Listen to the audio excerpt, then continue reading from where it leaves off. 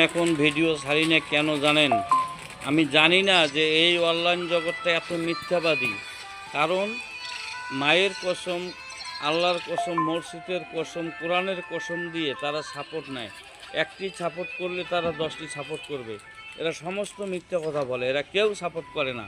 তাই এদের কথা বিশ্বাস করে তারা রেবাস রেখেছে, টুপি মাথায় দিয়েছে, তারা অনেক কথা বলে, শুধু মিথ্যা কথা বলে আর সাপোর্ট নেয় আমাদের কাছ থেকে। তাই এই জগতে আমি অনেক দেখলাম, কিন্তু আমি প্রতিদিন 300, 400, 200, 250 করে লোককে আমি সাপোর্ট করি। আমি সাপোর্ট পাই মাত্র 4 থেকে 5 জন, 8 থেকে 10 জন।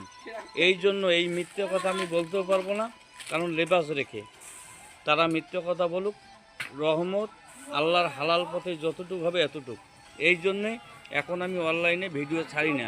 তাই আজকে ভিডিওটি ছাড়লাম। আমি অনেক দুঃখের সহিত আপনারা কম বেশি যারা সাপোর্ট করেছিলেন সাপোর্টগুলো ব্যাক দিলাম।